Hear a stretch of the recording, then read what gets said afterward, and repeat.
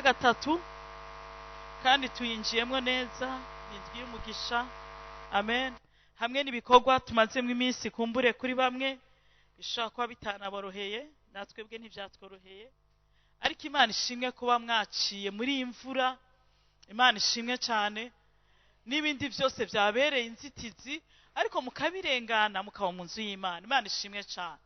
Hari ikintu numvise nuko hariho abantu mu buzima bwabo bamaze iminsi babona ibintu bimeze nk'umwijima, umwiza, ariko numvise ijambo rivuga ngo haguruka ukayangane kuko umuco wawe kurasiye. Nturabe umwiza ugukikuje, nturabe umwijima w'umuzitanya. Umuco ufise inkomezi gusumba umwijima, kandi c'Imana igomba ku miryango yacu ni kugira ngo habe gukayangana. Kandi Imana irungitse ijambo yamira inyuma yaryo kugira ishitsi. Imana ntiyigera yisubirako kuco yavuze. Rero ndavyakiriye, nawe uvyakire ko ari igihe cyo gukayangana ku buzima bwacu. Ndavyakiriye kandi nawe uvyakire ko ari igihe cyo gukayangana ku ngo zacu n'imiryango yacu. Ni igihe cyacu cyo gukayangana muri iri shengero kuko umwami w'ubwiza. Amen. Iyi ndwi ya gatatu twinjiyemwo yari ndwi dufise umushitsi, kandi nzera ko ku munsi wa gatanu azoba hari. Imana ishimwe cyane kuko je nari kugenda kwigisha muri RCV mugabo ntivyakunze, niyo mpamvu ndi hano. Imana ishimwe cyane, kandi Imana ihabwa icubahiro kubw'ijambo yampaye muri kano kanya kubw'iyi minsi. Haleluya. Amen. Ijambo tugiye guhagarara ko mu mwanya muto cyane, tuzorishishikara ku munsi wa gatatu, riravuga ngo guma mu isezerano n'Imana yawe Data wa twese, niho uzohinduka isoko ry'umugisha. Imana ishimwe cyane. Guma mu isezerano n'Imana Data wa twese, guma mu isezerano, guma muri alliance na Data se w'imiryango yose yo mu isi yitirirwa. Wowe guma mu isezerano, guma muri alliance yawe na Data, niho uzohinduka isoko ry'umugisha.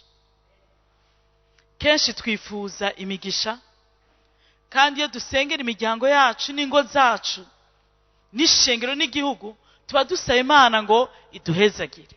Ariko Imana ici tubikiye kirengeye imigisha n'imihezagiro, kuko Imana iduhamagarira kuba isoko ry'umugisha. Kandi ushobora kuba isoko ry'umugisha nawe utahezagira. Abantu bose Imana yagiye ihezagira, abantu bose Imana yagiye igendera, abantu bose Imana yagiye ikoresha, n'abantu Imana yagize isoko ry'umugisha. Rero umenye neza yuko nubwo uri kurasaba umugisha, nubwo uri kurasaba ngo Imana iguhezagire, ahubwo Imana ikubonera kure, irashaka kuguhindura isoko ry'umugisha. Kandi iyo umaze kuba isoko ry'umugisha, uravomererwa ugahezagirwa, kuko umuntu atanga icyo afise. Ariko Imana yakuntumyeho guma mu isezerano na Data, guma mu isezerano n'Imana yawe, niho uzohinduka isoko ry'umugisha ku muryango wawe. Mvuze umuryango, ndavuga aho uba, ndavuga aho uvuka, ndavuga aho uzubaka, ndavuga ku ishengero kuko ishengero n'umuryango, ndavuga aho ukora kuko naho ukora n'umuryango, ndavuga ikibano cyawe, entourage yawe nayo n'umuryango, ndavuga n'igihugu urimo n'icyo uzobamwo naho nyene n'umuryango wawe. Rero niwaguma mu isezerano n'Imana ariyo Data wa twese, se w'imiryango yose yo mu isi yitirirwa, uzohinduka isoko ry'umugisha ku muryango wose wawe. Imana ishimwe cyane. Ba Aburahamu bahinze isoko ry'umugisha kuko bagumye mu isezerano. Ba Daniyeli bahinze isoko ry'umugisha mu bihugu bari baratwawe nk'inyagano i Babylon, kuko bagumye mu isezerano. Abandi bose bari bari kumwe bashobora kuba barahezagiwe bakagirirwa neza, ariko bobo ntabwo bahezagiwe gusa ngo bitwe ko bagiriwe neza, bahindutse n'isoko ry'umugisha mu bihugu batwawe. Murashobora kwibaza inyagano itagira identite y'umuja ihinduka umuganwa, igahinduka umuprince, umutegetsi mu gihugu cy'amahanga, ikawukomeye n'abenegihugu bakamugira ishari. Byabaye kuko bagumye mu isezerano. Ba Yosefu Imana yabashikanye mu masezerano, baba isoko ry'umugisha, bagaburira isi yose kuko bagumye mu isezerano. Nje kukubwira ko nawe we nturi mu isi nk'impanuka, nawe we nturi mu isi uherekeza abandi. Uko wavutse kose, uko wabayeho kose, kahise kawe, ibyo waciyemo ntacyo bitwaye. Hari data wa twese yakwiyumviriyeho, arakurema, agushira muri ino si. Unyemere ndakubwire ko nturi impanuka, kuko impanuka ni absence du contrôle. Nta hasard ni absence du contrôle. Ntidushobora kuvuga ko hari impanuka cyangwa hari hasard, kandi Imana ari maître des temps et des circonstances. Ibyo waciyemo, uko wavutse, nta mpanuka. Ngire nkubwire yuko hariho umugambi munini ku buzima bwawe, kandi umugambi mwiza, kugira ngo ntubeho gusa, ntuhezagirwe gusa, ahubwo uhinduke isoko ry'umugisha. Ntiwirabe uko umeze, ntiwirabe ibyo ufise, ntiwirabe ibyo waciyemo. Itegereza ubunini bw'isumba byose, kandi isumba byose niso. Ngire nkubwire yuko ya midugo waciyemo, ntugire accident ukaba ukiriho, cyangwa ukaba waragize accident uno munsi ugakomeza kubaho, abandi batakiriho, si uko Imana yakwibagiye muri liste mu bantu bo mu isi, ni uko izi impamvu yakuretse ugakomeza kubaho. Za ntambara zose waciyemo, bya bihe bitoroshe waciyemo, kuba ukiriho nta buhinga bwawe, nta n'ukuntu Imana itoba yaragusaruye nk'uko yasaruye abandi, ahubwo nuko uyu munsi nyene, uyu mwaka nyene wa 2024 hariho umugambi munini kandi mwiza Imana izi ku buzima bwawe, kandi iyo Mana ni so. Imana ishimwe cyane. Rero unyemere ndakubwire nti guma mu isezerano na so. Nubwo abandi bose boguhemukira, guma mu isezerano na so, niho uzohinduka isoko ry'umugisha, kuko ari ubwo bugombe bw'Imana. Dusome muri Zaburi ya 37 umurongo wa mbere, guhera ku murongo wa mbere kugeza ku wa 4.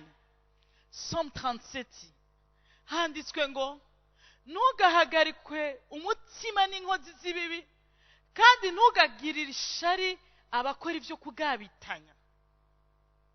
Mu bisanzwe nimba hari ikintu kigoye, ni kubaho marka différence hagati mu bantu bariko bakora ibibi cyangwa bakora ibyo kugabitanya.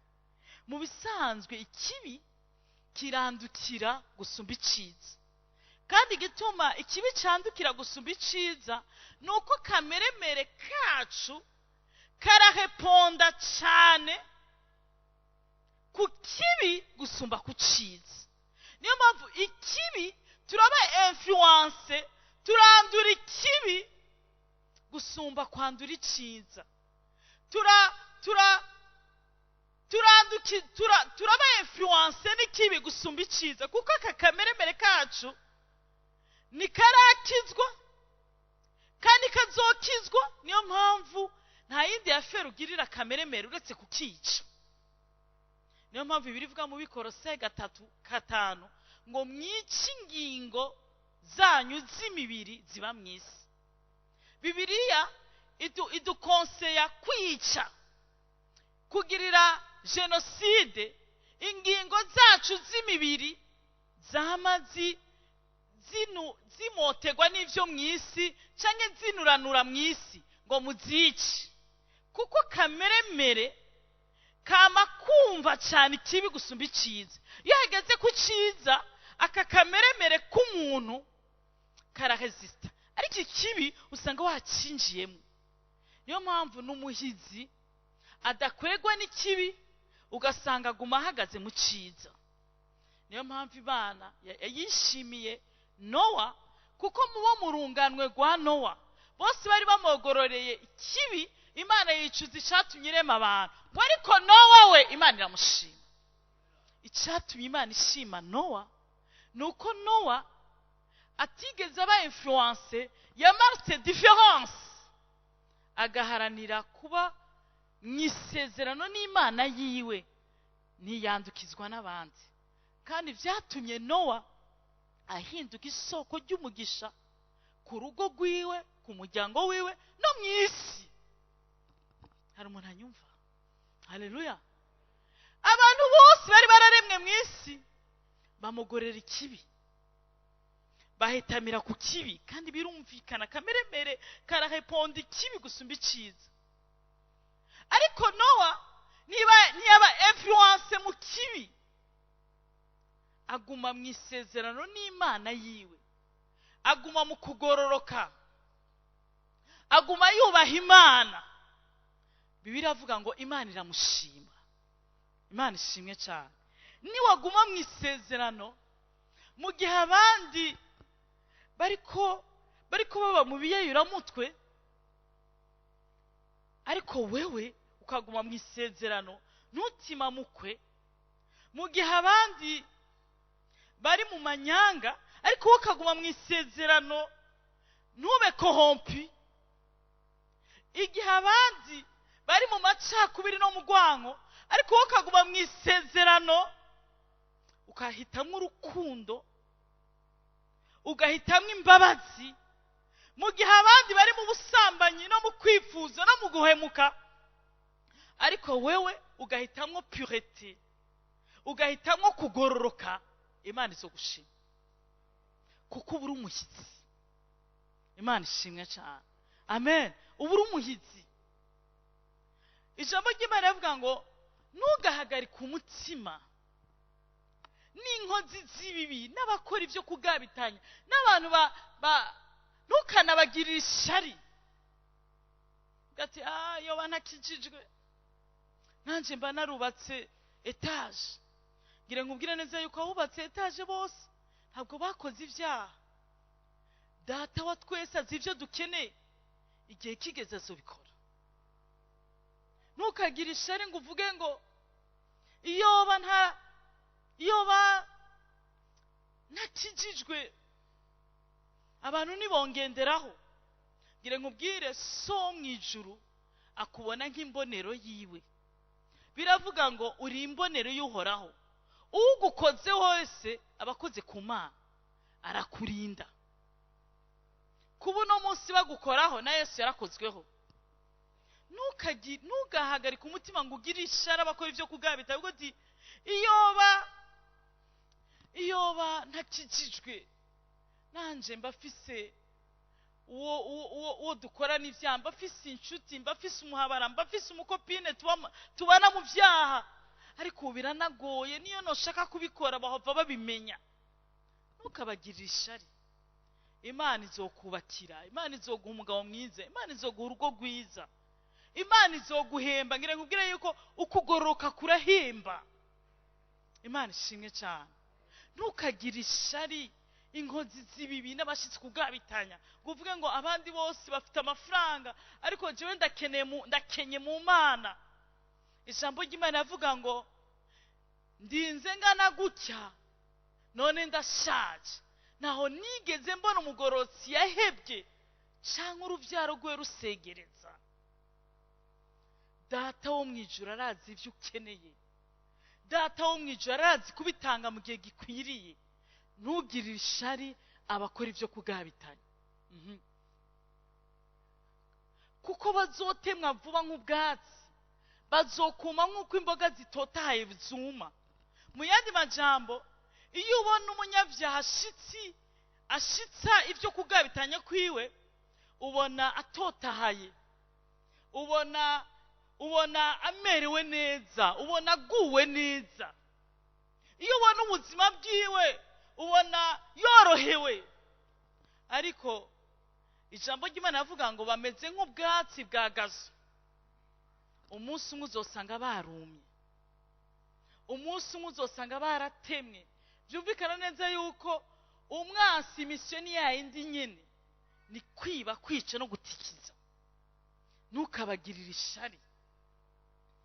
Ku murongo wa 3, oh haleluya, umvira, ntushobora kuguma mu isezerano n'Imana nzima, ntushobora kuguma mu isezerano na Data wa twese utizigiye Imana. Kwizigira Imana nibyo bizokugumiza mu isezerano. Ariko niwatakaza kwizigira Imana uzova mu isezerano. Haleluya, amen. Kwizigira Imana hagati mu mipfunda, kwizigira Imana hagati mu bihuhusi, kwizigira Imana no mu gihe ubona ibintu bitagishoboka, kwizigira Imana no mu gihe ubuzima bwawe ubona hari umwijima. Unyemerere, niba bitaragushikira, je byarashikiye, aho wisanga ubuzima bwawe ntushobora kubona imbere, kandi ukijijwe, kandi uharanira kugororoka, mugabo ukabona imbere yawe hari igipfungu, ukabona imbere yawe nayisi. Nuwo kugeragereje, nuwo gerageje kugufasha, nuwo gutabaye, ntakunezwe, nazi ibyo usagoringa, nazi intambara zawe zizi Imana cyane cyane. N'abakwitayeho ntugire uko basobanurira, kuko bikomeye cyane. Atamwana w'umuntu ashobora nubwo wabimusigura yobyumva, ariko niyo kumva uko wiyumva. Hari igihe bishika ukumva ugukunda n'ukwegereye yokumva, yogutahura, mugabo ntashobora kubyumva nk'uko ubyumva, kuko atari karabisubisa, atari karabibamwo. Ivyo birashobora gushikira ubuzima bw'umuntu. Ivyo birashika mu rugo kanaka, ivyo birashika mu muryango kanaka, ivyo birashika mu buzima bwa misi yose. Igishobora kukugumiza mu isezerano, ukabandanya wizera ivyo Imana yasezeranye mu ijambo ryayo. Oh haleluya, amen. Kuko hari igihe wumva amajambo y'Imana umenga araryoshe, ariko umenga bishika kuri bamwe. Ati ibintu biraryoshe ariko bishikira bamwe. Umugani wa muririmbyi yavuze ngo nahora ndunguruka mu madirisha numviriza intahe z'abandi, ukamenga biraryoshe ariko ni vya bamwe, biraryoshe ariko vyabaye kuri Esteri, ariko we ntivyakubaho. Ngire nkubwire yuko uko umwijima urushirizaho kuba mwinshi, uko ijoro rikomeza gukura, ni ku muco ubugire useruke. Uko hakomeza kwira, ni ku mutwenzi ubugire utambike. Uko bwira cyane nuko igitondo kiba cegereje. Nahawe ho guhaguruka ugahagarara mu isezerano, ntusohoke mu isezerano, kuko umuco wawe ugira kurasira. Iyo igise kibaye cyinshi ku muvyeyi, umugore abagira vyare, impundu ziba zigire zivugwe mu rugo. Imana ishimwe cyane. Rero nyemera ndakubwire nti wizigire uhoraho, kuko ni Imana ihindura umwijima ikabihundiramo umuco. Ni Imana ihindura ibihe, ni so wawe, ni data. Abantu bose bashobora kudatahura impamvu uri mu isi, naho ukora akavuga yuko ntacumaze, n'abavyeyi bawe bakamenya neza yuko mu bana bose harabikimaze ariko hari uwaje aje kubagora. Aba bana harimwo abikimaze ariko hari uwavutse kugira ngo atunanize.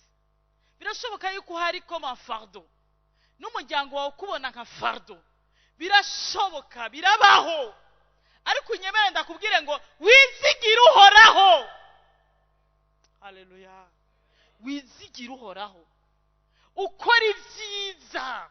Mu yandi majambo, ugume mu isezerano, guma mu gihugu. Kuguma mu gihugu bisigura ngo guma mu isezerano, guma mu by'Imana ikugombaho, guma mu kibanza Imana igushakaho. Amen. Kandi uhagume mu byizigirwa, ushishikare iby'ukuri. Amen. Ushishikare iby'ukuri. Hari igihe wumva uti mbega hari impamvu yatuma dushishikara iby'ukuri. Kumenga ababesha niba umenga ibintu byabo binyaruka, ukuri kuravuna. Ngira ndakubwire nubwo ukuri kuvuna, shishikara iby'ukuri. Amen. Kuko uwo twizeye n'ukuri. Yesu yaravuze ngo ni jiwe nzira n'ukuri n'ubugingo, ntawe uzoshika kuri data ntamushikanyeho.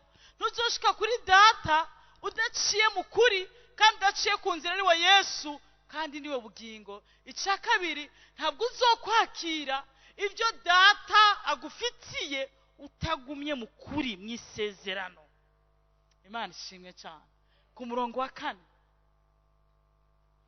uhimbagwe n'uhoraho, nawe azoguha ibyo umutima wawe ugomba.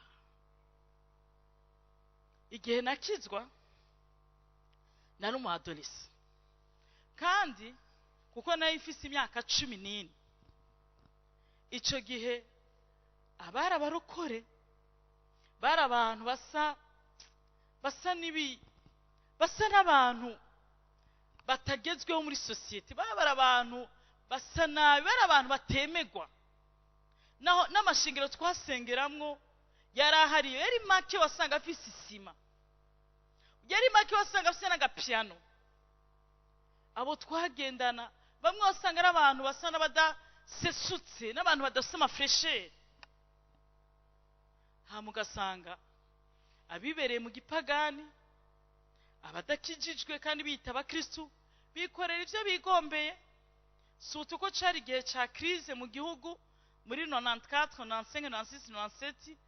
Iyo hariho akajagari mu gihugu, iyo hari akajagari mu muryango mukuru w'igihugu, ndiko mvuga umuryango mukuru, igihugu n'umuryango mukuru. Iyo igihugu kirimo akajagari, kuko ari amagere civile, usanga n'akajagari karashitse no mu ngo, no mu miryango, no mu kibano. Ugasanga ibintu byose abantu bariha kubikora, cyane cyane ko ata amategeko ahana yaba hari. Kandi mu gihe amasasa ari menshi, umuvyeyi kwitaho indero ari mwihaha mukajya baraswa n'abataraswa biragoye. Rero wasanga abibera mu kugabitanye no mu birori mu mashure twaba turimo, wamenga hari ico batujyanye. Hari igihe hagera ahantu twimvira, none burya ibintu twagiyemo, ibintu turimo, burya hari ikintu kizovamo. None nk'ukubera iki nahubutse nkabyinjiramo ku myaka 14, ubu sinari kurindira nanjye imyaka 20 n'inga 30. Umenga hari imyaka nari ntangu, umenga ninjiye muri retraite. Hari igihe bambwira ngo none wowe utangiye kumukukuruke, ngo rega ngo isira kunaniye. Urabihiwe, banza uryoherwa, muzo urakizwa, umviriza intahe ziko ziravugwa. Intahe zose ziko ziravuga, ivyo urabiciyemo, ivyo urabibayemo. None imba utabiciyemo, utabiriye, utabibayemo, wihora iki? Kandi by'ukuri ico gisi yari iryoshe vraiment, yari iryoshe. Ariko iri jambo niryo ryamfashije. Iri jambo narihawe n'Imana, ntazi no kumva ingene Imana ivuga. Imana irangendera impira ijambo, guma mu gihugu. Amen. Uhimbagwe n'uhoraho, nawe azoguha ibyo umutima wawe ugomba. Fais de l'Éternel tes délices, il te donnera ce que ton cœur veut.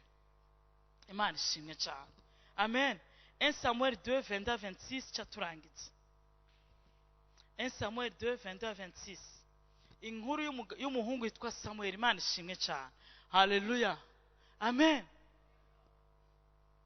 Uyu muhungu witwa Samuel yavutse ku ngumba. Ingumba yari ibabaye, ingumba yari imerewe nabi, yirigwa yaratesetse kubera mukeba wiwe Penina. Igihe kimwe Hana ari we nyina wa Samuel yarabuze uruvyaro aje imbere y'Imana. Haleluya. Amen. Nimba hari ikintu gihumuriza nuko dufise aho dusuka amaganya yacu. Ijambo ry'Imana rikavuga ngo muyikorera amaganya yanyu yose kuko ibababara. Déchargez-vous tous vos soucis car il prend soin de vous. Nimba hari ikintu kiruhura umuntu no kumenya ko ariho dusuka amaganya yacu. Amen. Hana aragenda aririra Imana kuko umugabo we ntiyamutahura kandi amukunda. Penina nawe aguma amujomba, umugani wa babandi ngo akajombise. Ariko Hana amenya aho asuka amaganya yiwe, ashiraho n'isezerano avuga ati no mu mwana w'umuhungu nzomugushikanira. Unyemere ndakubwire ko inyishi yawe iri imbere y'Imana. Mu bigaragara mu maso y'abantu babona utumwanya, ariko nkundire ndakubwire ngo inyishi yawe iri imbere y'Imana. Nkubwije ukuri ndagushingiye intare, ubuzima bwanje bwamanye agakarne misi yose nama afise ibintu nandikira Imana.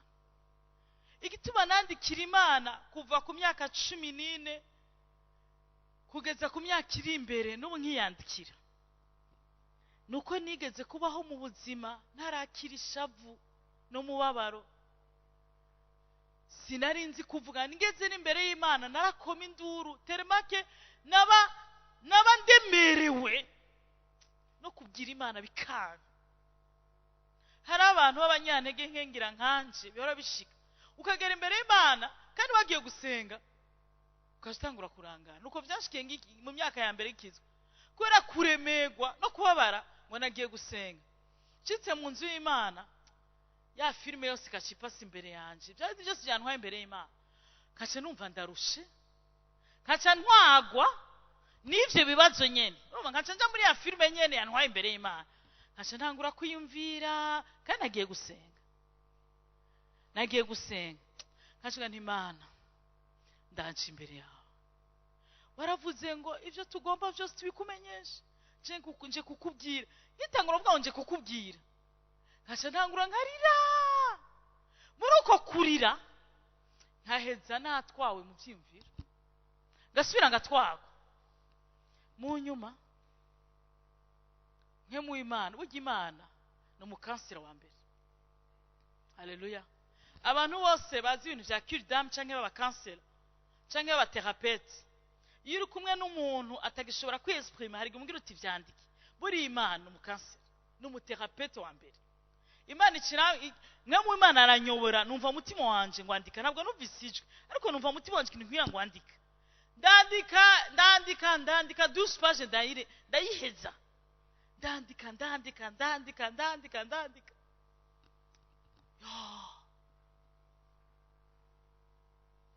Unkundire ndakubwire, hari Imana mwijuru, hari Imana mwijuru yishura, hari Imana mwijuru itabara, hari Imana mwijuru yumva gusenga kandi kishura gusenga, hari Imana mwijuru itirengagiza amarira, hari umuvyeyi mwijuru kandi uwo muvyeyi niwe yitwaritse imiryango yacu.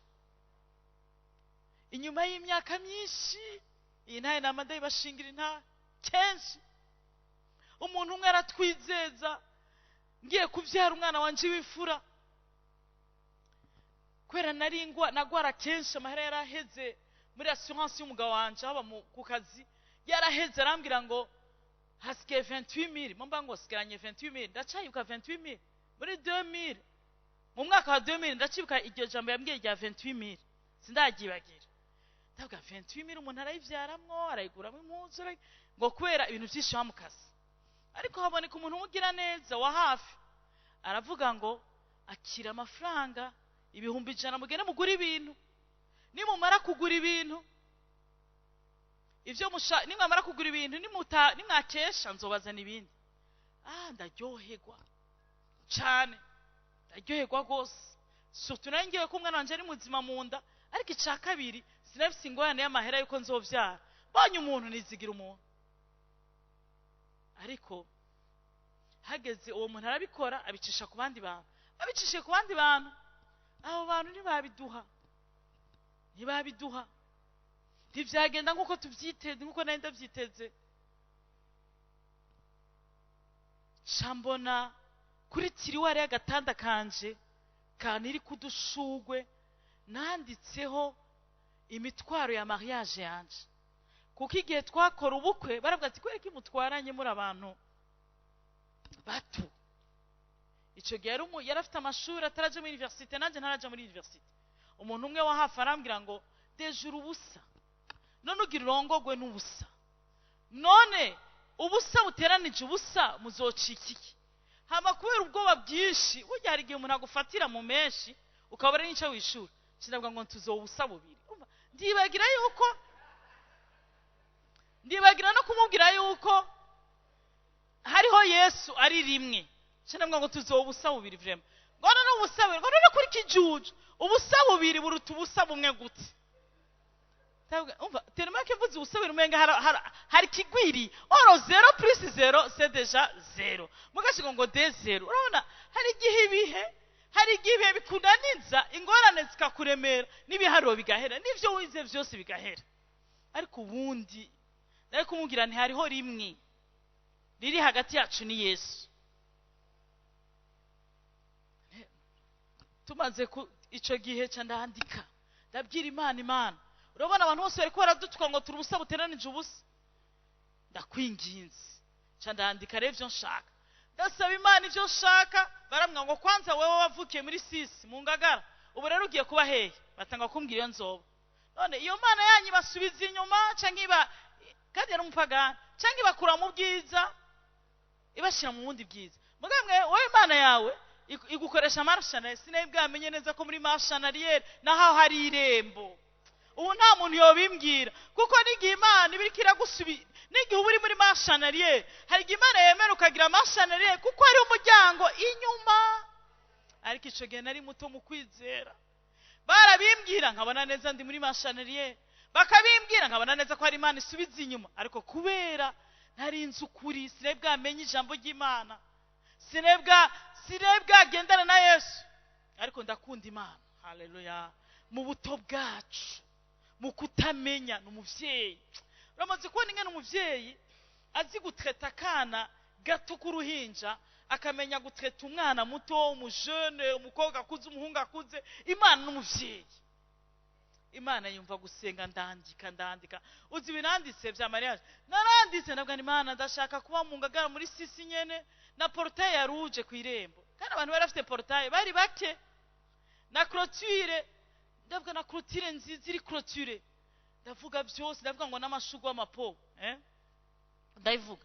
Urana kuvuga ndinze mbabwira po bisigura ibikenewe byose naheje kubivuga.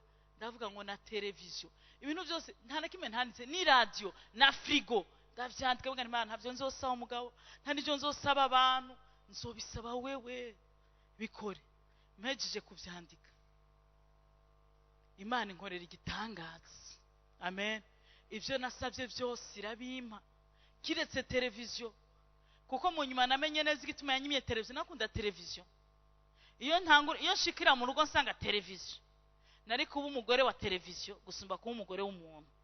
Iki prefera kubanza kunyaka televiziyo, ariko ibindi byose irabimpa.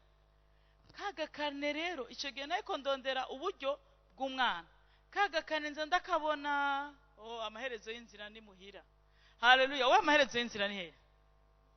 Muhira ni kuri data wa twese. Amen. Cangaruka kuri kaka kane, suye kukaraba ndaga ni iyakoze biriya ni birabikora.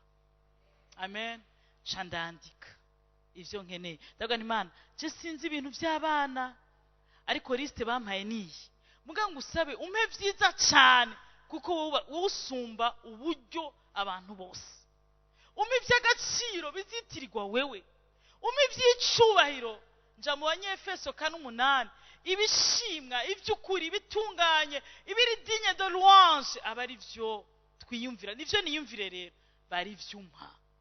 Ndavyandika vyose. Imana inkore igitangaza. Imana itwore igitangaza. Uburyo tutabiziga. Umumama araho, Imana imuhezagire.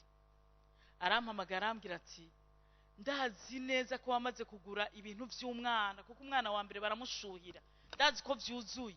Ariko jewe natumye ibintu mu Birigi. Ndabituma umugenzi wanje. Afise iduga rikomeye nanka kumuvuga hano mu gisagara ca Bujumbura. Winjiye muri magaze ibintu byose byari jana. Ahantu muri Virega tuja kuri katedrale. Niwe yatumye. Abahazi muca muhibuka. Ati niwe natumye. Yaranzaniye amavarizi, umukobwa wanje yampeza amezi yinda. Yashitse umwana wanje afise 6 mois. Rero kwera umpezagira mu butumwa, nta wundi akwiye kwambara ivyo bintu atari uyo mwana ari mu nda. Rero ivyo ufise rawubiha cyangwa ubanze undabira ivyacu. Twavye abana 4. Uno munsi mfise abuzukuru 3. Nukuri no vyironkera narabibutse. Ngira nibure abarabihevye kuyiproduce. Ivyo bintu byari vyiza. Hari Imana yitaye imiryango yacu. Hari Imana yitaye ingo zacu. Hari Imana yumva. Rero Imana ishimwe cyane. Hanaje imbere y'Imana arayiririra. Imana imuha umwana w'umuhungu. Imana ishimwe cyane. Amen. Nawe ashitse isezerano aramushikanira Imana. Amen. Iyo usabye Imana nawe wibuka ushitse icyo wasezeranye. Nuko ico gerero Samuel aramushikanira Imana. Inyuma y'imyaka Imana iziburinda ya Hana imuha abandi bana benshi. Imana ishimwe cyane. Umviriza rero Samuel. Burya rero ikintu cyose ni kumenya iyo cavuye. Haleluya. Imyaka 2 Samuel yonswa. Hana irikamu amwonsa. Ntabwo yamwonkeje amaberebere gusa. Yari kamushiramwo muri we. Haleluya. Amasezerano, kuguma mu isezerano. Nawe ndakubwira abantu mukorana, hariho ikintu bakontamina. Abana bawe hari cyo bakontamina. Umugore we cyangwa umugabo hari cyo mukontamina. Ngira nkubwire nukontamina iciza uzogisanga imbere. Imana ishimwe cyane. Nuko Samuel rero, nuko Eli yarageze mu zabukuru. Kandi yama yumva ivyo abahungu biwe bagirira Abisirayeli bose. Kandi ko basambana n'abagore bakora ibikorwa byo mu muryango, bakora ibikorwa byo mu muryango w'ihema ry'ibonaniro. 23. Arababaza ati niki gituma mukora bene ivyo, ko naba numva abantu bose bambarira ingeso zanyu mbi. Urabona Samuel aravutse mu buryo bw'itangaza, ariko nyina mutwaye mu nzu y'Imana. Hari umuntu akaranyumva? Mu nzu y'Imana, ariko irimo abantu bariko ho baononekaye. Baravyumva? Kandi abantu bononekaye nibo bana b'umuherezi. Samuel ushoboka ngo ahango reka mbere nk'abandi wose ngaruko bikorwa kubirike nanje ntosambana nawo bagore. None Samuel ntiyarakomeye ugira bifuza. Yarabakomeye, ariko yarazi ko kuguma mu isezerano bizotuma bisoko ry'umugisha. Yarazi ko kuguma mu isezerano bizotuma ashitsi ico yaremewe. Yarazi ko kuguma mu isezerano azowukomeye. Ngira ngo ubwire Imana yaguhamagara kuukomeye, ariko guma mu isezerano kuko igukomeza. Haleluya. Iyo nyene guma mu isezerano nizo gukomeza.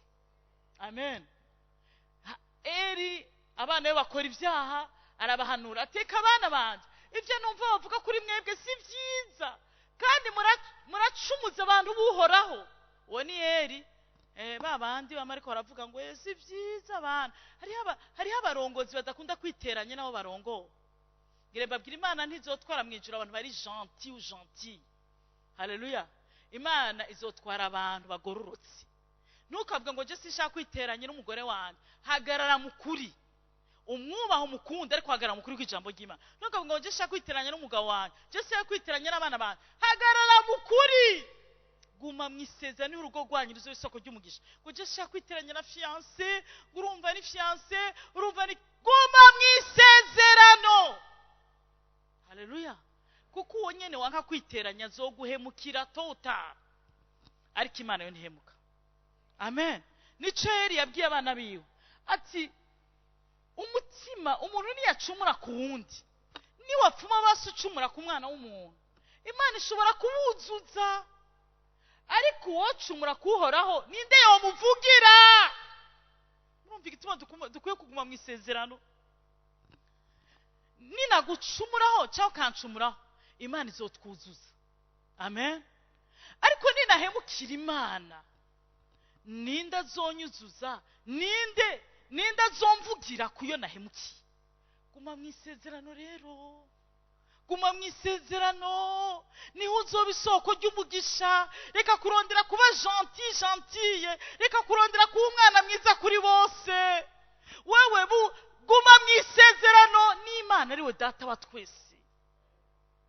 Ntugashake kuba umwana mwiza imbere ya copine, imbere ya fiancé. Ntugashake kuba umwana mwiza imbere y'abana bawe. Oya, guma mu isezerano. Ntugashake kuba mwiza imbere y'umugabo wawe. Guma mu isezerano. Ntugashake kuba mwiza imbere y'abakorege bawe. Mwibane igishene, mukore ikintu gishene cyo kwiba, mukore amanyanga, mutikize igihugu, mutikize societe, ngo abantu bose bazombana ko ndi bete, ndi kijuju. Guma mu isezerano.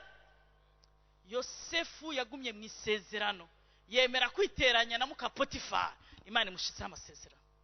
Yosefu iyo adahemukira muka Potifari, yo ukomeye mu nzu kwa Potifari, ariko kujya muka Potifari yamwipfujije nuko yo kwifuza ubundi. Kuko umaze kuba umugore wa maîtresse de la maison, nubu kibara umuboye ucuduga ku yindi ntera, kuri indi etape, ku yindi niveau. Utuze ku yindi niveau bisigura ngo haraza ugusubirira. Kujya kwipfujije urumuja urumugurana, niko n'undi azomwifuza. Rero ntugatinye gutakaza ikintu ukemera guhemuka imbere y'Imana, kuko ico nyene utinye gutakaza nico uzotakaza n'ubundi. Takaza byose, utakaze bose, ariko ugume mu isezerano n'Imana yawe. Haleluya. Amen. Guma mu isezerano, uharazo guhica umutima wawe wifuza. Ntugatinye gutakaza ubucuti bwawe nawo muvukana, butakaza. Ugume mu isezerano, Imana izo gushingira intara. Ntugatinye gutakaza ubucuti n'abanyoko bukwe n'abasobukwe n'abaramuka zawe, butakaza. Ugume mu isezerano, Imana izo kubahisha. Haranira kuguma mu isezerano. Ubure data, utakaze so, utakaze nyoko, kuko Yesu ntiyazanye impore mu isi. Erega ikintu cya mbere cy'ibanze tukwiye kubaha data wa twese, se w'imiryango yose yo mu isi yitiriko. Ni waduha n'umuryango. Sinoshogera imiryango abaho nk'utagira umuryango. Rero ntugaharanira imiryango kuko n'undi ntabifise. Urashaka kuba waragize umuryango bakakwihindura. Urashaka kubaka n'umuryango munini ukaguca.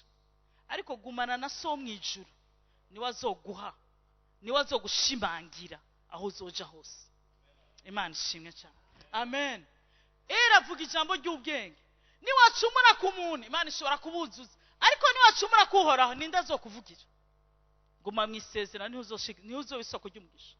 Yamara birengagiza ivyo saba bari, kuko Uhoraho yari yagabiye kubica. Turangize 26. Tubandanye indi mirongo. Ariko uwo mwana, haleluya, uwo mwana, ariko uwo mwana Samweli bisigura ngo Imana irumva, akomeza gukura no gushimwa n'Uhoraho n'abantu. Urabona iyo famiye uko imeze. Yumvire wa muryango wawe, wiyumvire hahandi uvuka, wiyumvire hahandi ukora, wiyumvire ishengero ugiyemwo. Ubonye ishengero ry'abajene benshi n'abagore beza n'abagabo beza, mugabo usanzemwe abapagani, ariko wewe Uhora akagushima. Haleluya. Uhora akagushima. Ariko Samweli akomeza gukura no gushimwa n'Uhoraho n'abantu. Nico catumye Samweli abo ukomeye kandi akaba isoko ry'umugisha mu muryango no mu gihugu cyose. Unyemere ndakubwire aya majambo.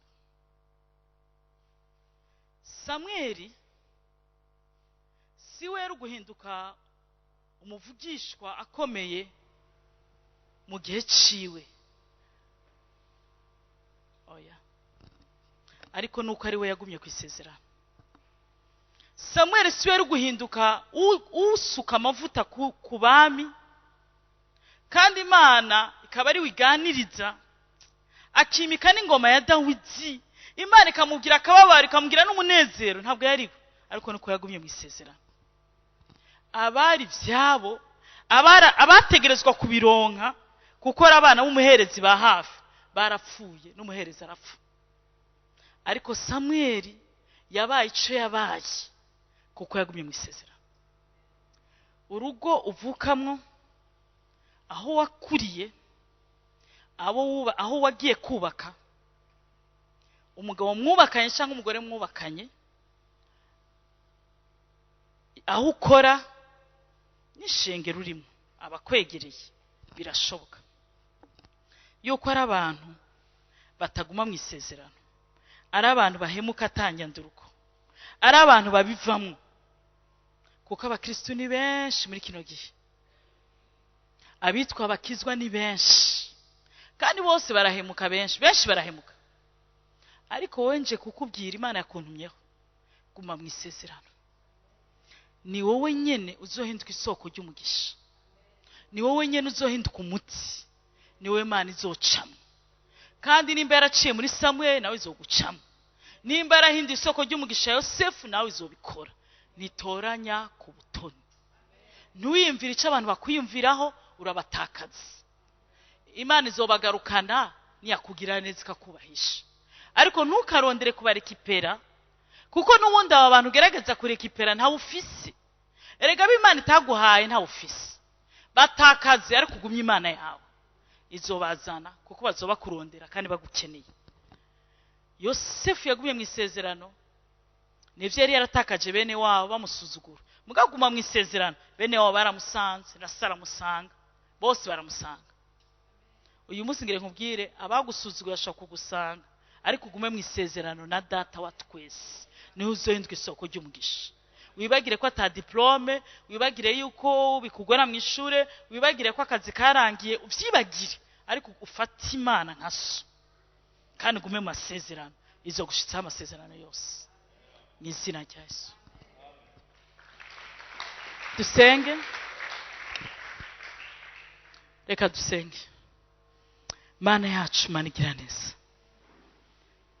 uri Imana idahemuka, uri Imana itabesha. Ijambo ryawe riravuga ngo ntabwo uri umwana w'umuntu ngo ubeshe, cyangwa umwana w'umuntu ngo wisubireko. Ibyo wavuze uzobikora, ibyo washinze uzobishitsa. Uri umuvyeyi mwiza.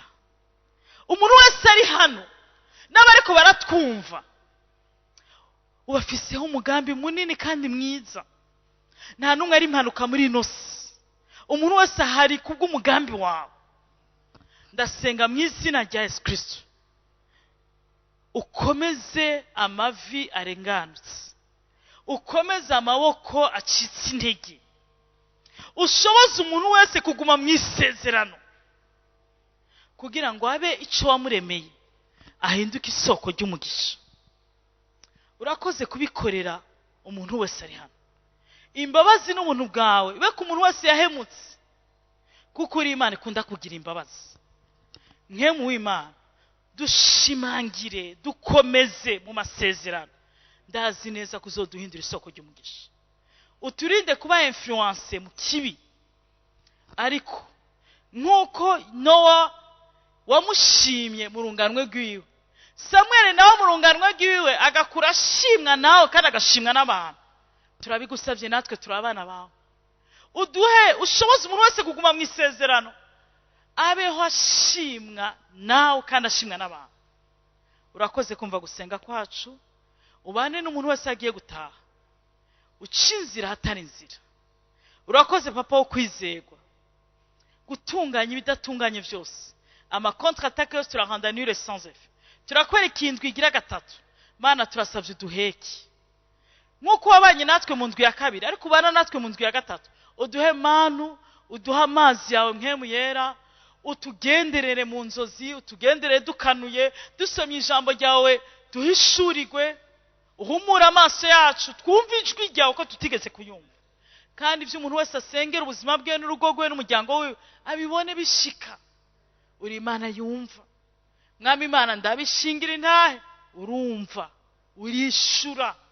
Rero Mwami Imana, ukomeze umuntu wese adendebukiwe inyuma y'imyaka myinshi yibaza ko atishura, umuhe kukwizigira kuko nzi neza kudahemuka. Mu izina rya Yesu, amen. Imana